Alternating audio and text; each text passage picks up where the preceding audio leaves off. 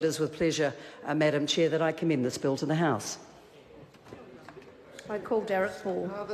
Madam Speaker, it's a pleasure to rise on behalf of New Zealand First in support of this privacy bill, and it's always a pleasure to rise after the Honourable Maggie Barry, because anyone who does always sounds very, very good. Oh, there's the reaction I was after. There's the reaction I was after. Apparently, as Maggie Barry said, Amy Adams has been working very, very hard on this bill for the last 6 years and couldn't get it through to this House. You know, well, I was going to say it surprised me, but it doesn't surprise me, Madam Speaker, that after 6 months, all of a sudden the National Party decides to figure everything out. Well, now they've got all the answers to crime, because now crime's an issue. They've got all the answers to youth crime, because now youth crime's an issue. It wasn't for the last 9 years. Oh no, they've got a solution to all the prison number problems too, because that wasn't a problem over the last 9 years. And now they've got a solution to the Privacy Act, Madam Speaker.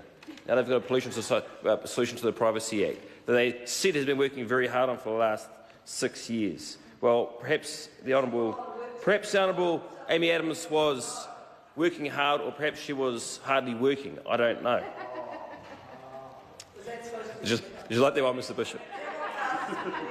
Look, I'd like to thank the current Minister, Andrew Little, for bringing this piece of legislation through to the House finally. And his speech was quite detailed in its outline of the process and the intent of what this bill was trying to achieve, and the common sense reasons why. I'd just like to reiterate a few key points, Madam Speaker, on why New Zealand First will be supporting this bill. As has already been stated, the Privacy Bill repeals and replaces the Privacy Act in 1993, which was 25 years ago, and it brings into place some of the recommendations by the Law Commission in 2011 when it reviewed the Act.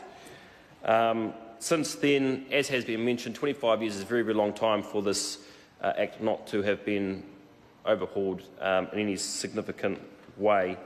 And just the developments in the technology that everybody uses, whether they be individuals or organisations, have been absolutely comprehensive and phenomenal in its exponential move. So 25 years ago, I don't think that anyone had a cell phone in 1993, certainly didn't use the internet on a regular basis that we do now, didn't have any smartphones, and the organisations worked in a completely different way in regards to dealing with people's information, whether they be banks or whether they be other organisations and institutions.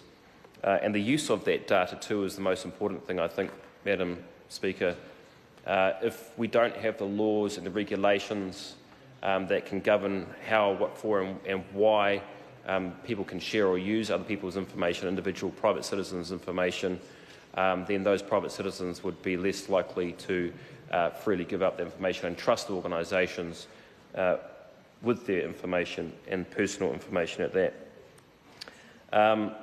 This bill sets out to modernise the privacy legislation within New Zealand, and I think importantly too, it sets out to align New Zealand's privacy legislation with other legislation overseas, and it's good that we're getting there now. It's a little bit of a catch-up, but it's better late than never, Madam Speaker.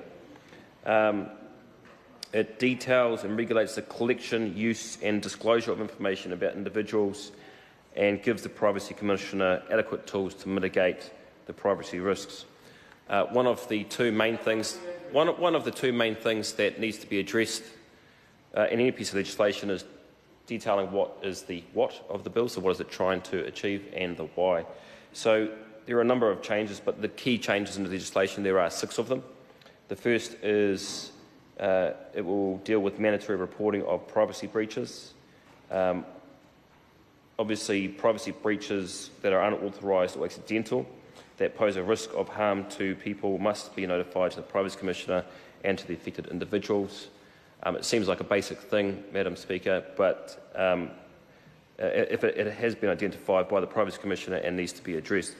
The second is compliance notices. The Commissioner, importantly and with a great deal of common sense, will be able to issue compliance notices that require an agency to do something or not do something in regards to the privacy law and able to enforce compliance notices and hear appeals as well. The third is strengthening cross-border data flow protections. That is one of the important things in the globalisation of technology, communication and data sharing. And the bill also clarifies the application of our law when New Zealand agency operates overseas in a different jurisdiction. The fourth, it introduces new criminal offences, Madam Speaker. It will be an offence to mislead an agency in the way that affects someone else's information and not only destroys documents containing personal information where a request has been made for it. The next is the Commissioner making binding decisions on access requests. This reform will enable the Commissioner to make decisions on complaints relating to access to information rather than the Human Rights Review Tribunal. And the last key change, Madam Speaker, will be the strengthening the Privacy Commissioner's information gathering power. The Commissioner's existing investigation power is strengthened by allowing, well, if that member wants to know why I'm reading, it's because quite obviously the member hasn't been listening. There are 6 key changes that this legislation is occurring, and I'll be very impressed if that member stands up next and can say it off the top of her head. It's very important that this House and the public can understand why New Zealand First is supporting this bill, and these are 6 of the key changes. I was on my last one, the member interrupted me, and I'll carry on. The Commissioner's existing investigation power is strengthened by allowing him or her to shorten the time frame within which an agency must comply and increasing the penalty for non-compliance. And the sixth, so that's the what, Madam Speaker. That's the what is the intent of what this bill is trying to achieve and what the changes are. And the second most important is the why and the justification. And like I mentioned before, it's very important in today's technological age that private individuals or private citizens have a lot of trust with all of the organisations that they work with. All those organisations are very key to the running of the modern world today, whether they be banking or other institutions. Online is being used more and more, and that data needs to be protected, and there needs to be updated laws to be able to back that up, Madam Speaker. The cost of not dealing with the legislation, both on an individual and an organisational level, will obviously be that loss of trust, the loss of dignity, and doubts when any organisation is dealing with sensitive information, Madam Speaker. So this is although it's a very simple bill, and it's not the most exciting bill.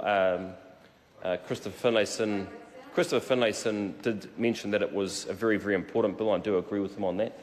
I think that I think that the most important stage in this whole process, as has been mentioned by I think all of the speakers so far, is the committee stage and the select committee stage.